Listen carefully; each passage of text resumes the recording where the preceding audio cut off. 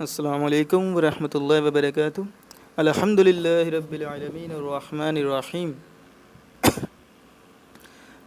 میرا نام پہلے میں پچھلی ویڈیو میں اپنا نام بتانا بھول گیا۔ تو میرا نام احمد ہے اور میں دین کا ایک طالب علم ہوں، اور میں ماشاءاللہ سے پہلے بھی میں نے آپ کو بتایا تھا کہ میری دلی محبت، دلی عقیدت قرآن کے ساتھ، احادیث کے ساتھ، صحیح حقائق کے ساتھ، اصحاب کے ساتھ، اہل بیت کے ساتھ مربوط ہے۔ الحمدللہ میں کسی فرقے کے لیے تعصب کا شکار نہیں ہوں، اور سب سے بڑھ کر کسی فرقے کے لیے انتہا کی نسبت سے محبت کا شکار بھی نہیں ہوں۔ یہ اللہ کی خاص رحمت ہے۔ تو میں نے نہج البلاغہ میں جیسے کہ بتایا کہ میں اسی حوالے سے بات کرنا چاہ رہا تھا، جس وجہ سے میں 10 محرم کو خصوصی ویڈیو رکھنا چاہتا تھا کہ اس دن سے آغاز کروں، لیکن ایسا نہیں ہو سکا۔ تو اس میں بھی کوئی اللہ کی مصلحت ہوگی، رحمت ہوگی۔ تو نہج البلاغہ حدیث نمبر 206 حضرت علی کے حوالے سے نہایت ہی بہترین حضرت علی کا شیعہ کیسا ہونا چاہیے اور اس کی خصوصیات کیا ہونی چاہیے، اس خطبے میں واضح طور پہ یہ بیان کیا گیا ہے کہ نہج البلاغہ حدیث نمبر 206 کہ میں تمہارے لیے اس بات کو پسند نہیں کرتا کہ تم گالیاں دینے والے ہو جاؤ۔ یعنی حضرت علی کا حقیقی شیعہ، یعنی کہ اس جملے میں کتنی بلاغت کے ساتھ جو واضح طور پہ بیان کیا گیا وہ یہ کہ شیعان علی وہ ہے جو حضرت علی کی پسند و ناپسند کو ملوث خاطر رکھے۔ یہی بات، پہلی بات یہ کہ تم گالیاں نہ دو۔ اگر ایسا ہو کہ تم کو گالیاں دی جائیں تو بہتر ہے کہ تم اٹھ جاؤ، یعنی کہ تمہیں برا بھلا کہا جا رہا ہے۔ اور یہ ہمیں تاریخ سے پتہ چلتا ہے کہ حضرت علی نے فرمایا تھا کہ اگر کوئی تمہیں زبان سے کچھ کہتا ہے تو تم نظر انداز کر دو، جب تک کہ وہ اپنے بازو کا یا کسی ہتھیار کا استعمال نہ کرے، تم مزاحمت نہ کرنا۔ یہ حضرت علی کا رد عمل تھا، یہ حضرت علی کی شان تھی، یہ حضرت علی کی فضیلت تھی۔ اس وقت تک ان میں نہ جاؤ جب تک کہ وہ اور باتوں میں مشغول نہ ہو جائے۔ مطلب تو اگر تم ان کی سنتے رہو گے، تم طیش میں آ جاؤ گے تو تم چھوڑ دو گے۔ وجہ اس کی یہ ہے کہ اللہ کا فرمان یہی ہے کہ رسول کو فرمایا گیا کہ جب دیکھو کہ تمہارے دین کا مذاق اڑایا جا رہا ہے تو اس وقت تک ان میں نہ بیٹھو جب تک کہ وہ اور باتوں میں مشغول نہ ہو جائیں، اور سب سے بڑھ کر دین یہی ہے۔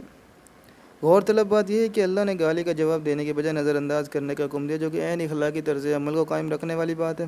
ہاں، جب آپ کا غلبہ ہو جائے اور آپ اس گستاخی والے معاملے کو روک سکتے ہیں تو آپ کا فرض ہے کہ جب آپ روکیں، لیکن فساد نہیں ہونا چاہیے۔ بات اس کی مثال ایک ملتی ہے، مثال رسول اللہ صلی اللہ علیہ وسلم کی ذات ہے کہ فتح مکہ کے موقع پر اسلام کا غلبہ عام تھا۔ مطلب جو پہل کی گئی مسلمانوں کی طرف سے وہ اسی وقت کی گئی جب یک طرفہ مقابلہ تھا۔ مطلب مزاحمت بنتی نہیں تھی مشرکین کی، منافقین کی، کسی طریقے سے وہ مزاحمت کر سکیں، بلکہ انہوں نے ایمان قبول کیا اور اسلام کے دائرے میں آ گئے، انہیں رہنے دیا گیا۔ یہ طرز عمل تھا، یہ طریقہ کار تھا۔ دوسری طرف جو بقیہ جنگیں ہوئی ہیں وہ مسلط کی گئی ہیں، جبکہ مسلمان تو سکون سے رہنا چاہتے تھے، جب بھی تو مدینہ ہجرت کی تاکہ ایک الگ سے ریاست اور سکون سے قائم ہو کر رہ سکیں۔ تو واپس خطبے کی طرف آتے ہیں کہ میں تمہارے لیے اس بات کو پسند نہیں کرتا کہ تم گالیاں دینے والے ہو جاؤ۔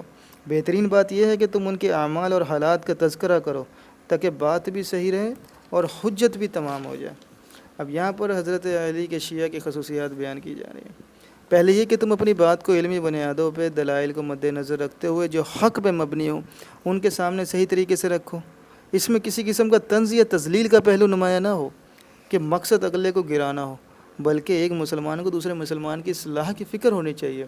اس معاملے پہ مجھے ایک شیعہ حضرات ہیں کہ امام کیا کہتے ہیں خطیب ہیں، ان کا بڑا زبردست بیان ہے اس معاملے پہ۔ وہ بیان کرتے ہیں کہ رسول اللہ کو پتھر مارنے والا زیادہ بڑا مجرم ہے یا وہ بڑا مجرم ہے جو آج مخالف فرقے والا ہے؟ نہیں دوستو، مجرم وہ سب سے بڑا ہے جس نے رسول اللہ صلی اللہ علیہ وسلم کو پتھر مارا، ان کو اذیتیں دی، ان کو تکلیفیں دی۔ تو اس پر رد عمل کیا کیا گیا؟ آپ صلی اللہ علیہ وسلم نے غزوہ احد کے موقع پہ بھی ان کو کہا یا اللہ یہ نہیں جانتے کہ یہ کس کے ساتھ کیا کر رہے ہیں، یا اللہ انہیں معاف فرما دے۔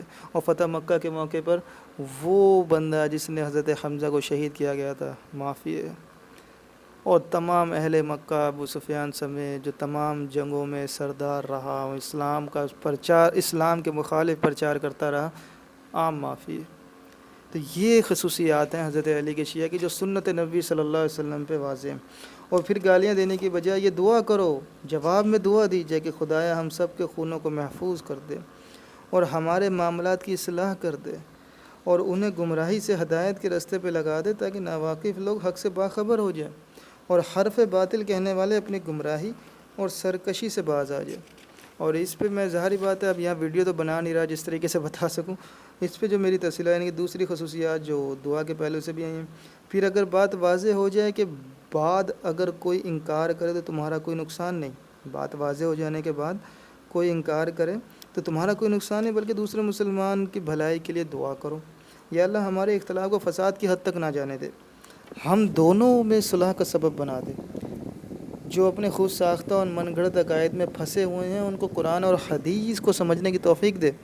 جو دنیا پرست دین کی اہمیت سے ناواقف ہیں ان کو دین پہ چلنے کی توفیق دے. جو لوگ اپنے نفس کے ہاتھوں مجبور ہو کر اپنی انا میں حق کو جھٹلا کر باطل کے ساتھ دیتے ہیں، یا اللہ ان کے لیے ہدایت کے اسباب مہیا فرما. یا اللہ ہماری دعاؤں کو قبول فرما.